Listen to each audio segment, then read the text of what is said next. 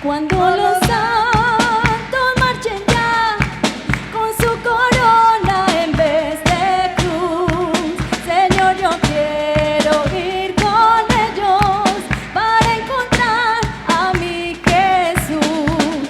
Cuando los santos marchen ya con su corona en vez de cruz, oh Dios, yo quiero ir con ellos para encontrar a mi Jesús. Eres amor eterno, es esperanza y salvación eterna. Nuestra canción se escuchará por siempre y adoraremos solo al Rey eterno.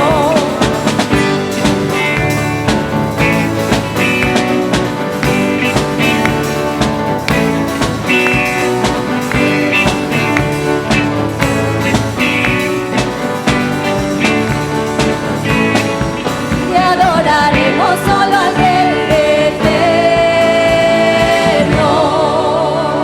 Amén. Porque Dios es bueno. Él sí nos guió en la lectura del Salmo 138. Vamos a mirar algo que este Salmo nos enseña.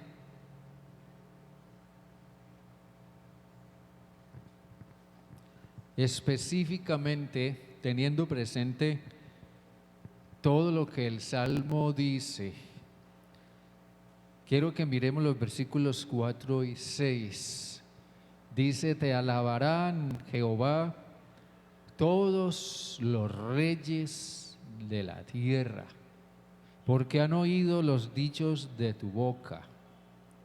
Cantarán de los caminos de Jehová, porque la gloria de Jehová es grande, porque Jehová es excelso y atiende al humilde, pero al altivo mira de lejos. Amén. Aquí el salmista nos muestra mucho de su cosmovisión.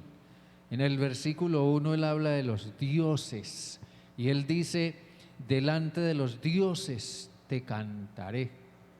Luego dice y habla de los gobernantes, los reyes de la tierra te alabarán, Jehová. Y por encima, sea de dioses o de potentados humanos o de gobernantes, el salmista nos describe a Dios. Dios está por encima. Dios no solamente es grande, Él es excelso. Eso significa que Dios está por encima de todo poder. Y un día todo convergerá bajo la autoridad y el poder de Dios. Pero no es exactamente, necesariamente de eso de lo que quiero hablar, es de lo que el Salmo, es en lo que el Salmo nos enfoca. De lo que quiero hablar esta mañana es de lo que nos hablan los versículos 4 hasta el 6 específicamente. Déjenme comenzar diciéndoles, hoy en día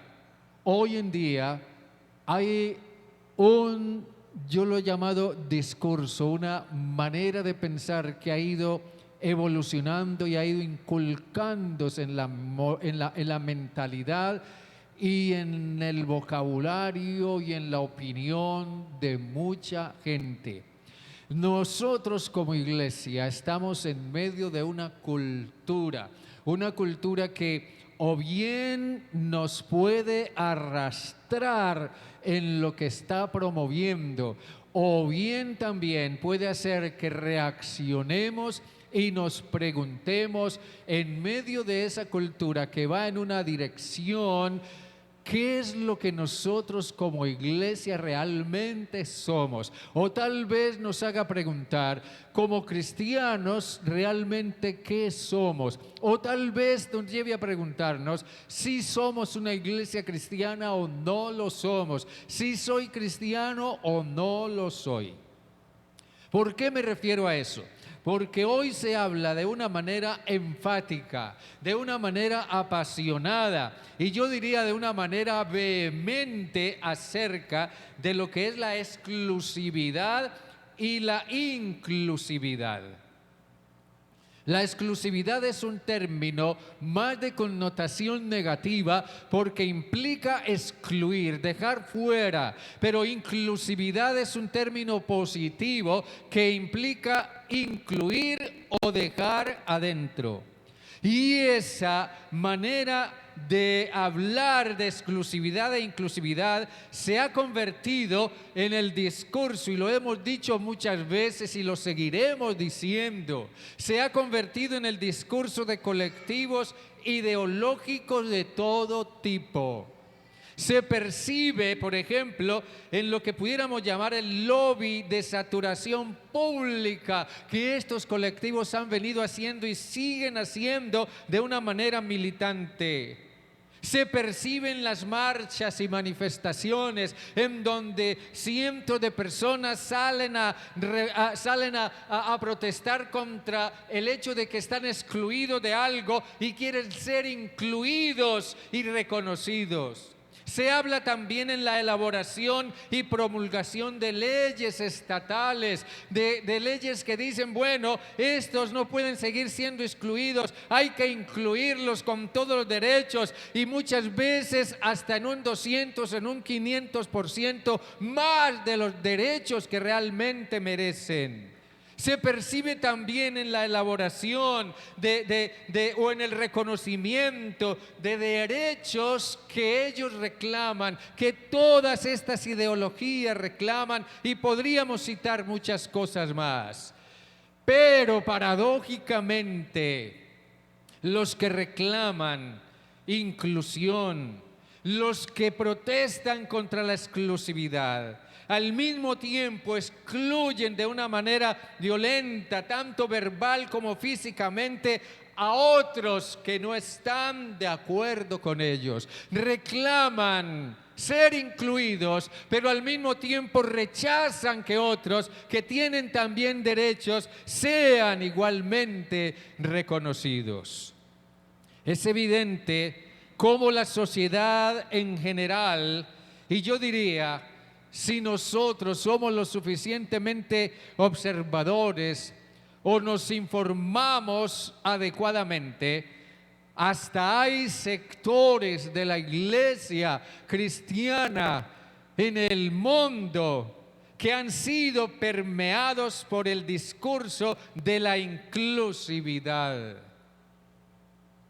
No es extraño ver organizaciones cristianas, organizaciones ministeriales cristianas, pastores reunidos tratando de definir si aceptan la inclusividad LGTB o no la aceptan. Algunos están dudando si realmente han tenido razón en lo que ha sido la predicación y la enseñanza cristiana.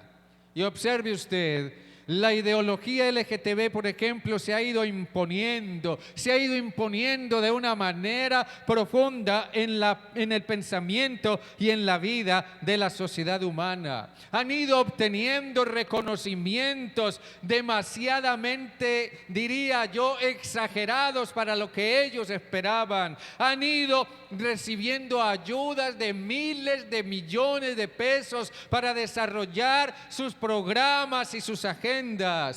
Y la bandera LGTB flamea por todas partes en el mundo, desde el Vaticano, la Casa Blanca, hasta el edificio de la Gobernación de Santander, haciendo que unos sean apreciados, aceptados y reconocidos, y en tanto otros son menospreciados, odiados y segregados. Esto se parece a la historia de Nerón, el emperador romano, y el incendio de Roma. Nerón, en su locura y en su maldad y en su perversidad, ordenó incendiar la ciudad de Roma, la cual prácticamente se quemó toda. Y después, por consejo de una de sus concubinas, Nerón decidió echarle la culpa a los cristianos. Los cristianos estaban haciendo lo que es correcto, pero Nerón hizo que pareciera que lo que ellos hacían era incorrecto y era maldad, y que ellos tenían la culpa porque ellos habían incendiado la ciudad de Roma. ¿Qué tal las cosas? Los que tienen poder hacen e implementan su manera perversa de pensar, y los que son inocentes, los que están haciendo lo que es bueno y correcto, resultan cargando con la culpa y resultan siendo el objetivo y el chivo expiatorio en medio de la maldad de los que tienen poder. Así que, hermanos, esa es la situación en medio de la cual la iglesia está hoy. Incluso hasta existe ya una Biblia que se llama Biblia inclusiva, según la idea que se tiene de inclusividad, porque según los que hicieron esta Biblia, que es falsa obviamente, ellos se consideran excluidos de la Biblia por su condición moral, al no verse reflejado según ellos, o al no ver aprobado en la Biblia su estilo de vida. Entonces han creado su propia versión para que digan lo que ellos quieren que diga la Biblia, y para que la Biblia justifique lo que ellos son y que no es aceptado delante de Dios. Una cosa es la idea de los colectivos, cualesquiera que sea, colectivos ideológicos. Una cosa es la idea de todos esos colectivos, o de lo que es el pensamiento popular, o el pensamiento de los políticos, o aún el pensamiento personal de quien quiera que sea, de lo que es la exclusividad y la inclusividad. Pero otra es la idea de Dios. Otra es la idea de la Biblia con respecto a la exclusividad y a la inclusividad.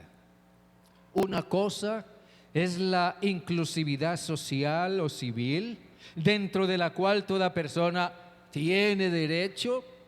Toda persona, quien quiera que sea, todo el mundo tiene derecho a ser incluido, a tenerse en cuenta, a ser reconocido, a reconocerse sus derechos. La iglesia nada tiene que ver ahí, porque la iglesia no tiene de ninguna manera injerencia en el Estado, pero el Estado tampoco tiene injerencia en la iglesia. Sin embargo, otra cosa es dentro del reino de Dios, y la iglesia es agente del reino de Dios. Amén, hermanos. La iglesia es agente del reino de Dios. No toda persona que se considere cristiana o que diga yo soy cristiano, bueno, está bien, pero no toda persona que se considere cristiana o que diga serlo está necesariamente dentro del reino. En realidad, a la luz de esto, la exclusividad y la inclusividad en el reino de Dios nacen del carácter santo de Dios.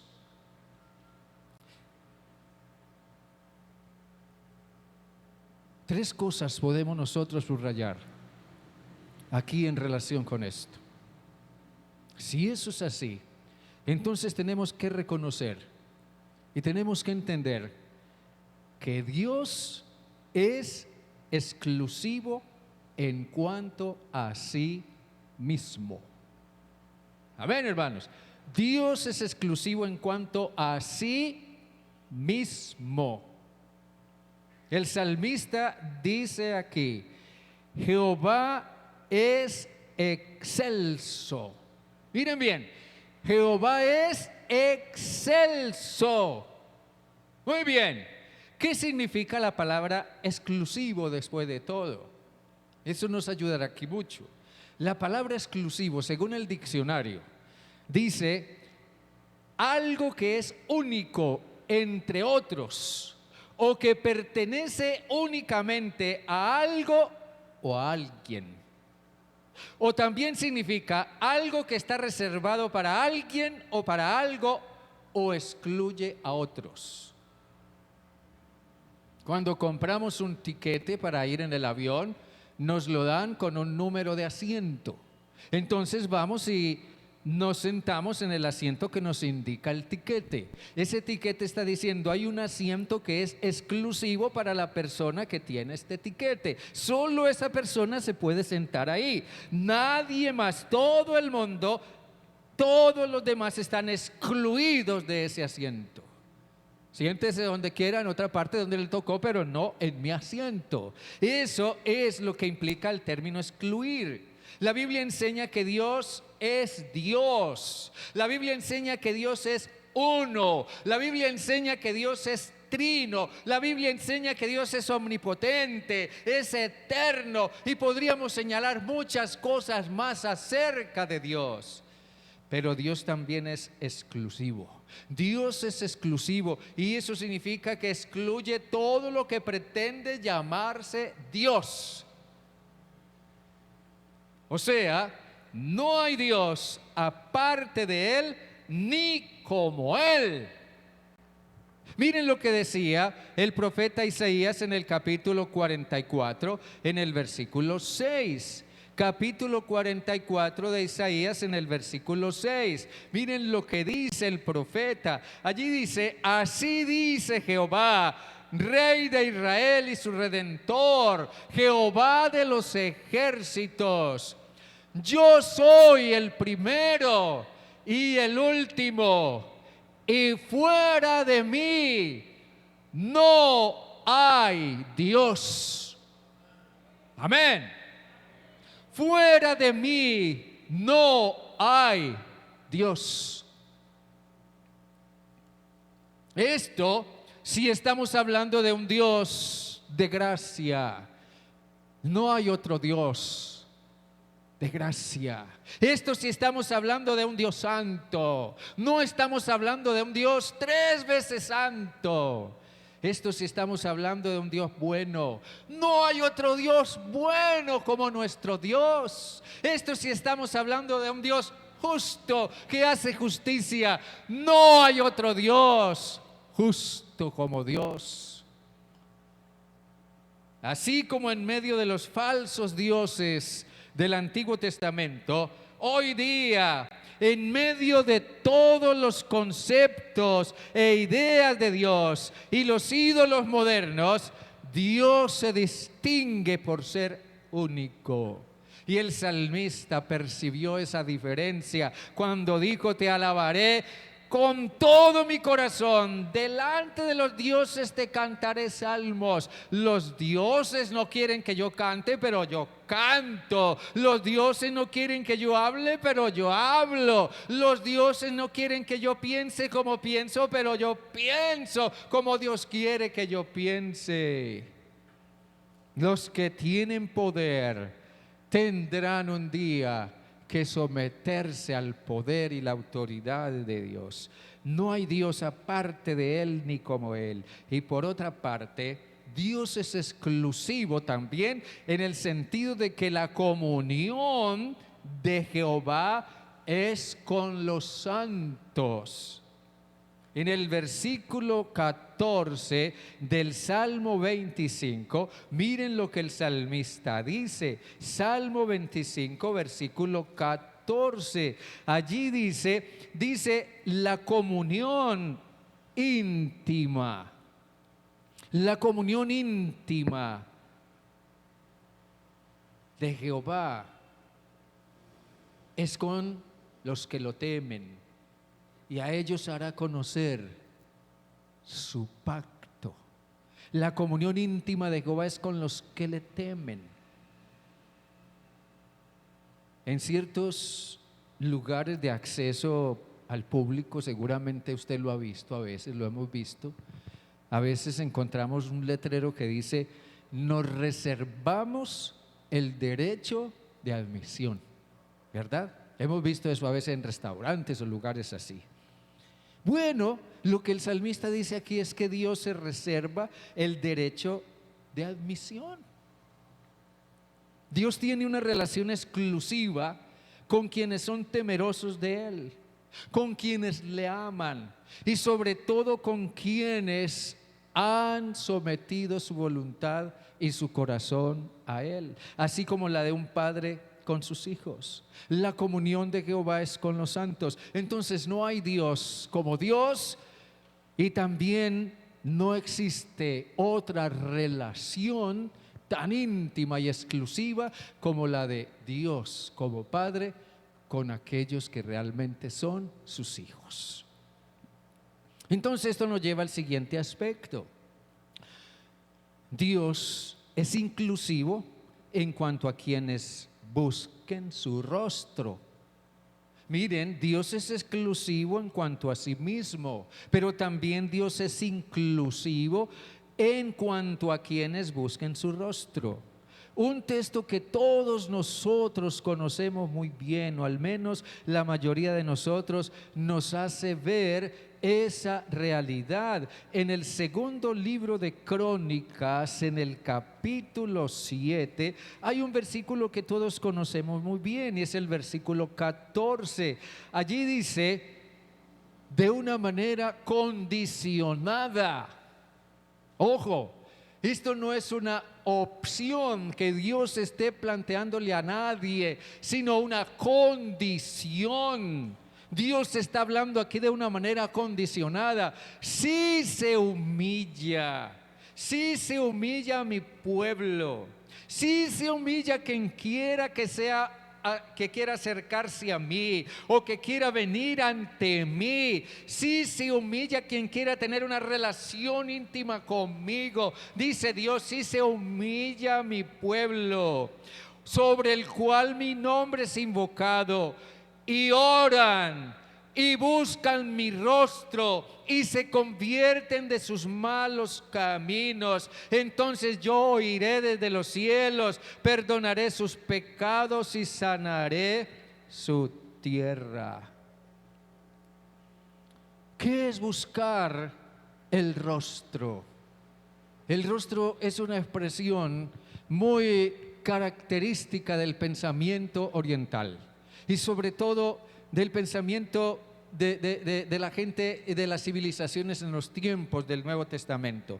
Buscar el rostro es una expresión opuesta a volver el rostro.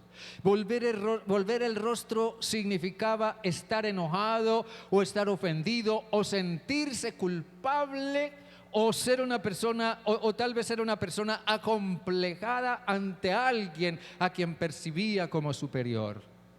Eso era volver el rostro. La humanidad, nosotros mismos sabemos lo que es haber vivido. Muchos de nosotros sabemos lo que es haber vivido o es vivir volviéndole el rostro a Dios por nuestra culpa o porque estábamos enojados con Él o porque simplemente nos sentíamos impotentes ante Él. Pero buscar el rostro de Dios o buscar el rostro es buscar la reconciliación, buscar el acercamiento, buscar el acceso hacia aquel a quien hemos ofendido o aquel con quien estamos enojados. En otras palabras, en nuestro vocabulario cotidiano es dar la cara. Dios está diciendo, aquel que realmente esté dispuesto a darme la cara y a reconocer su pecado delante de mí y se arrepienta y realmente busque mi perdón, a ese yo perdonaré y a ese yo lo sanaré. Ahora, estamos diciendo que Dios es inclusivo, entonces esto nos muestra que Dios es inclusivo. ¿Qué significa la palabra incluir? Incluir significa hacer lugar, miren bien, hacer lugar para incorporar, para adjuntar, para ingresar o para encuadrar un elemento, una cosa, un objeto o una persona sin ninguna restricción o falta. Hacerle lugar. Una cosa es nosotros hacerle lugar en nuestro asiento a alguien que necesita sentarse y nosotros nos corremos un poquito y le decimos siéntese, eso está muy bien. Pero otra cosa es hacerle lugar a alguien a quien queremos hacer partícipe de nuestro compañerismo, de nuestra hermandad o de nuestra relación como iglesia. Hay muchas referencias en el Nuevo Testamento que demuestran esto. La inclusividad, lo inclusivo que es Dios. Solamente quiero mencionar algunas. Por ejemplo, en Hechos dice que Dios no hace acepción de personas. ¿Vamos bien, hermanos? Escribiendo a los romanos, Pablo les decía, todos pecaron. Luego Pablo decía también, no hay justo, ni uno solo. El apóstol Juan decía que de tal manera amó Dios al mundo. Mateo decía que Dios hace salir su sol sobre buenos y malos y hace llover sobre justos e injustos. El apóstol Pedro predicaba que Dios perdona a todo aquel que se arrepiente en el libro de los Hechos. Y en su segunda epístola Pedro decía que Dios es paciente para con todos y espera que todos se arrepientan. ¿Es inclusivo Dios o no? Amén. Dios es absolutamente inclusivo. Dios no está dejando fuera a nadie. En cuanto a la posibilidad de venir ante Él para ser perdonado, para ser salvado, para ser transformado, para ser convertido.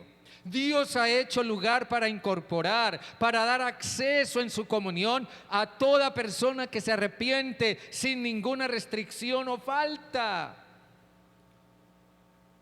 Juan el Bautista apareció en la escena del Nuevo Testamento predicando arrepentíos, arrepentíos porque el reino de los cielos se ha acercado. Y eso implicaba Dios hablándole al mundo, diciéndole, estoy haciéndoles lugar en mi presencia, para que vengan y estén en comunión conmigo, para que vengan y participen de la vida conmigo. La inclusividad en el mundo, en la cultura es acéptenme como soy. Entonces la cultura le dice a alguien, bueno, no tenemos ningún problema con que seas como eres y lo que sea que fueres. No tenemos problema con eso. Así que no hay problema, te aceptamos como eres. Sigue siendo así. Entonces la cultura aplaude, la cultura aprueba la forma de ser de cada quien. Entonces la gente, al sentirse aceptados por la cultura, dicen, estoy bien, lo que estoy haciendo está bien, como soy está bien. Pero la inclusividad en Dios es arrepiéntete para que seas aceptado por Dios. Arrepiéntete para que seas aceptado por Dios. Dios dice, yo te recibo como eres, pero no puedo aceptar tu pecado. No puedo aceptar tu orgullo que se niega a reconocer el pecado. No puedo aceptar tu orgullo que sale en una marcha a decir, nosotros nos sentimos orgullosos de lo que somos, no importa lo que piense Dios. No nos interesa lo que diga Dios, pero Dios les dice a su vez, ni tu orgullo lo puedo aceptar cuando se niega a reconocer el pecado. Pero si te arrepientes, te haré mejor de lo que eres. El llamado al arrepentimiento en realidad es una manifestación de la gracia de Dios, porque es la puerta que Dios le abre a la humanidad para que encuentre salvación de las consecuencias eternas de su pecado y de su orgullo. Ahora bien, en tercer lugar, si Dios es exclusivo en cuanto a sí mismo, si Dios es inclusivo en cuanto a quienes busquen su rostro, Entonces, ¿cuál es el deber ético de la iglesia? El deber ético de la iglesia. El movimiento conocido como ideología de género es en realidad un levantamiento contra Dios, que trata de imponer su propio precepto y pisotear el de Dios, que rechaza el diseño de Dios. No queremos la familia que Dios creó. Yo no quiero ser hombre como Dios me creó. Yo no quiero ser mujer como Dios me creó. No queremos que los niños se lleven la idea de que tienen que ser lo que la sociedad dice que sean. No queremos a Dios. No queremos el diseño de Dios. Han rechazado el diseño de Dios y han establecido su propio diseño. Queremos que la familia sea así. Queremos que la familia sea de esta manera. Queremos que desaparezca el paternalismo. Queremos que desaparezca la figura de padres. Queremos que desaparezca la figura de hombre, la figura varonil. Queremos que desaparezcan las diferencias sexuales. ¿Sí? Establecen su propio precepto. El apóstol Pablo, escribiendo a los romanos, en el capítulo 1, en el versículo 21, le decía a la iglesia en su tiempo: ya que habiendo conocido a Dios, no lo glorificaron como a Dios ni le dieron gracias. Al contrario, se envanecieron en sus razonamientos y su necio corazón fue entenebrecido. Ahora, lo irónico es que estas personas, o muchas de estas personas que reclaman la inclusividad, que rechazan la exclusividad, lo irónico es que creen en Dios, o al menos eso quieren hacernos pensar, que creen en Dios.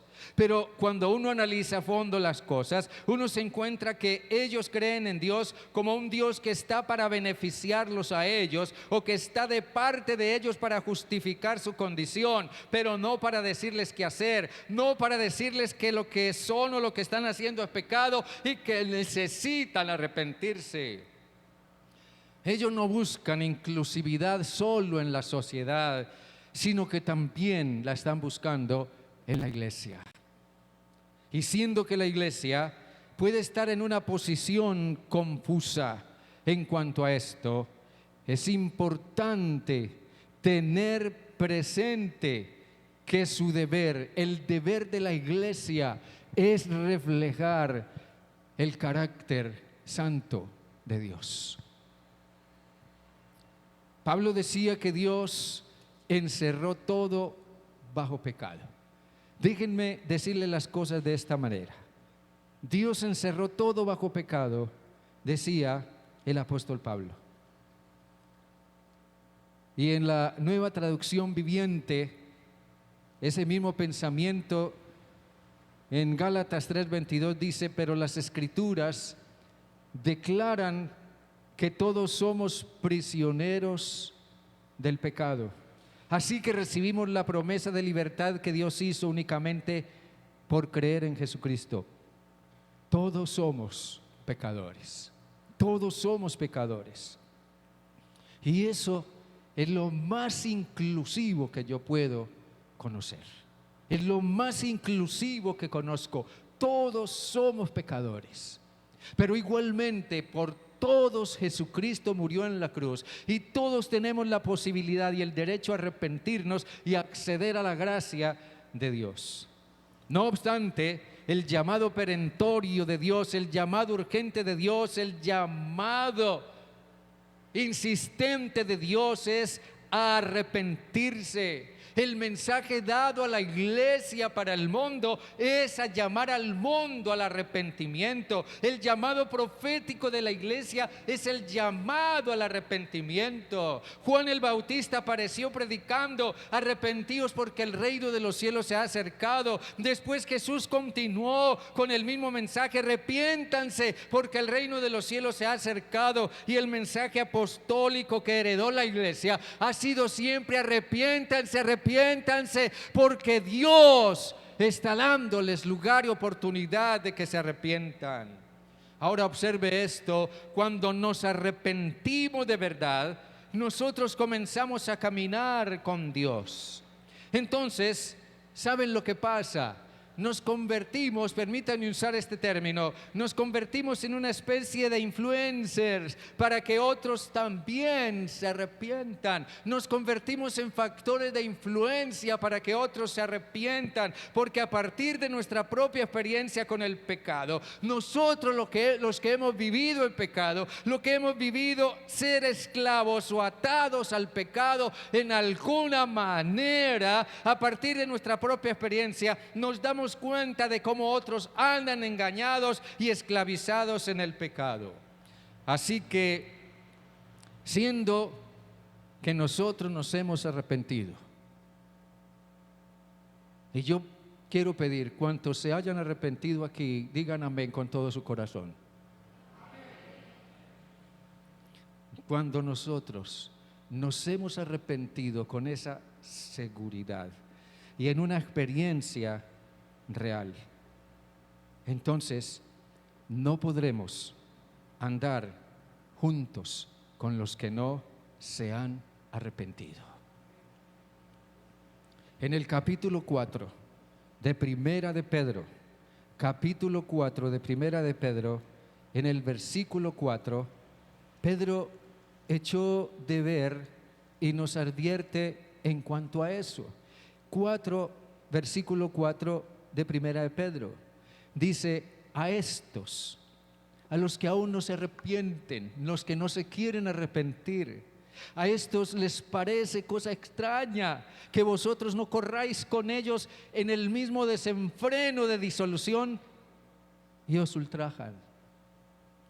Pero dice Pedro, pero ellos darán cuenta al que está preparado para juzgar a los vivos y a los muertos. Ahora bien, no significa de ninguna manera que no debamos tratar con ellos, sino que no podemos tener hermandad con ellos. En la primera epístola a los Corintios, en el capítulo 5, en el versículo 9, miren lo que el apóstol Pablo dice: os he escrito por carta que no os juntéis con los fornicarios. No me refiero en general a todos los fornicarios de este mundo, ni a todos los avaros, ladrones o idólatras, pues en tal caso sería necesario salir del mundo. No me refiero a eso, dice Pablo. Nosotros vamos a tener que relacionarnos con personas así en el trabajo, en el vecindario, o en el colegio, o fuera de la iglesia, donde quiera que sea. Pero Pablo dice: más bien os escribí para que no os juntéis con ninguno que llamándose hermano sea fornicario, avaro, idólatra, maldiciente, borracho o ladrón. Con el tal ni aún comáis. Ahora bien, esta iglesia a la que Pablo escribe aquí parece que no era una iglesia muy inclusiva, o al menos Pablo tiene en mente una iglesia no tan inclusiva en el sentido en que el mundo esperaría ser incluido, sino en el sentido en que Dios define la inclusividad. Dentro de la iglesia están incluidos solamente aquellos que se han arrepentido, y toda persona, hombre o mujer, que se arrepienta y venga de verdad a los pies de Cristo y entregue su vida a Él, reconociendo su pecado y nazca de nuevo, si puedo usar esa expresión, Dios mismo la incluye dentro de su iglesia. Entonces esta iglesia no era inclusiva en el sentido en que el mundo esperaría, pero sí era exclusiva, es decir, que excluía en el sentido de que la iglesia es una comunidad que reconoce y se arrepiente del pecado. La iglesia es una comunidad de hombres y mujeres arrepentidos delante de Dios. En el versículo 9 del capítulo 6, Pablo nos describe esto mejor. Capítulo 6, versículo 9, ahí mismo de Primera a los Corintios. ¿No sabéis que los injustos no heredarán el reino de Dios? Aquí no nos andemos como por las ramas. Tenemos que decir las cosas claramente. Pablo dice, digan lo que digan o opinen lo que opinen los que quiera que sean. Pablo dice, ¿no saben que los injustos no heredarán el reino de Dios? Así de sencillo, así determinante es la cosa. Pablo dice, no se engañen, ni los fornicarios, ni los idólatras, ni los adúlteros, ni los afeminados, ni los homosexuales, ni los ladrones, ni los avaros, ni los borrachos, ni los maldicientes, ni los estafadores heredarán el reino de Dios. Eso dice Dios en su palabra. Pablo está diciendo, la iglesia no es para los que no se han arrepentido. La iglesia excluye a los que no se arrepienten, pero si se arrepienten, Dios los incluye dentro de la iglesia. En el versículo 11 dice, y esto erais algunos de vosotros. Esto erais. Y eso significa que si una persona es fornicaria o idólatra o adúltera o afeminada, homosexual, ladrón, avaro, borracho o lo que sea, o maldiciente o estafador, lo que sea, se puede arrepentir y venir a formar parte de la iglesia de Cristo. Esto erais algunos de vosotros, pero ya habéis sido lavados, ya habéis sido santificados, ya habéis sido justificados en el nombre del Señor Jesús y por el Espíritu de nuestro Dios. Yo diría, demos gloria a Dios, porque esta iglesia era una iglesia de hombres y mujeres arrepentidos de verdad delante de Dios. Hermanos queridos, permítanme terminar diciendo, los que buscan inclusividad, quienes quiera que sean, lo que necesitan ver es, primero, que no pueden forzar la palabra de Dios para que diga lo que ellos quieren, porque se están engañando. Segundo, necesitan reconocer su pecado y arrepentirse y venir ante el Señor con su corazón, como dijera el salmista, contrito y humillado.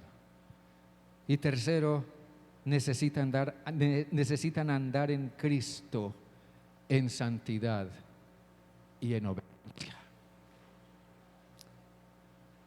Quien quiera que sea, en cualquier momento, en cualquier culto, en cualquier reunión de estas de la iglesia, puede entrar por esas puertas. Quien quiera que sea, si es creyente, si no es creyente, si cree en Dios, si es ateo, si es inmoral, si es una persona moral, quien quiera que sea, puede entrar por las puertas de este templo, de este lugar, y será bienvenido. Siempre le damos bienvenido a toda persona sin ninguna clase de restricción ni de sentirnos incómodos por cómo sea esa persona. Pero la iglesia tendrá que seguir siempre diciendo, arrepiéntense, porque el reino de los cielos se ha acercado. Si Dios te ha traído aquí, es porque Dios te está llamando al arrepentimiento. La iglesia no puede cambiar su discurso ni su mensaje, porque es el que Dios le encargó, y a Él le daremos cuenta de lo que nosotros hayamos sido fieles en predicar su palabra. Amén, hermanos. Dios les bendiga. Dios les bendiga, hermano. Amén. Póngase de pie, por favor,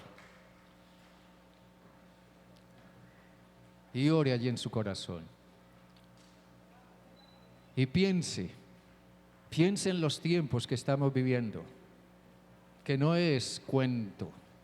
Piense en los tiempos que vendrán, mañana o pasado, yo no sé qué tiempos vendrán para la iglesia, en los que la iglesia tendrá que definirse en cuanto a su mensaje, en cuanto a su compromiso con la palabra de Dios. Dios bueno, esta mañana te alabamos y te damos gracias. Te damos gracias porque un día, Dios, tú nos buscaste y nos encontraste. Un día tú nos mostraste tu amor, nos hiciste ver cuánto nos amas. Un día nos hiciste ver, Señor, cuán perdidos estábamos en nuestras falsas creencias o en nuestros pecados o en lo que quiera que sea que éramos. Pero también te damos gracias porque un día, Señor, tú transformaste nuestras maneras de pensar y nuestros corazones, y hoy también podemos decir que sea lo que fuera, que hubiéramos sido en el pasado, hoy ya no somos así. Eso es lo que éramos, pero hoy hemos sido santificados, hoy hemos sido lavados, hoy hemos sido purificados, hoy hemos sido renovados por tu Santo Espíritu en Cristo Jesús. Y yo te ruego, Padre, que hagas cada vez más y más de esta iglesia, de esta congregación, una comunidad de fe, de hombres y mujeres verdaderamente arrepentidos, convertidos, que han reconocido su pecado y que han venido humildemente delante de ti. Razón tiene tu palabra cuando dice que tú, Señor, siempre recibirás al humilde, pero al que es orgulloso lo mirarás de lejos. Señor Dios, ayúdanos a venir a ti con un corazón verdaderamente humilde, porque yo sé, Dios, tu palabra nos enseña que si algo tú rechazas vehementemente es el orgullo y la soberbia humana. Señor Dios, tú aceptas al humilde.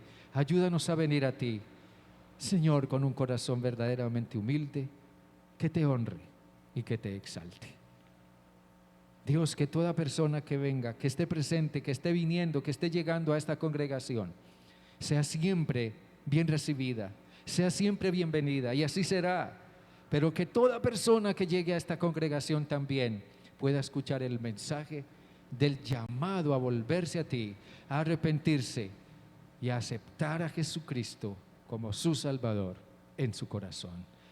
Ayúdanos, Dios, a continuar siendo fieles a ese mensaje.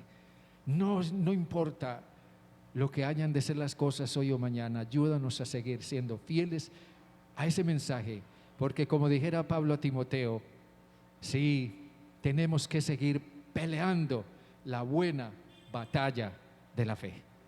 A ti sea la honra y la gloria y la alabanza por siempre, Padre, en el nombre de Jesús. Amén y amén.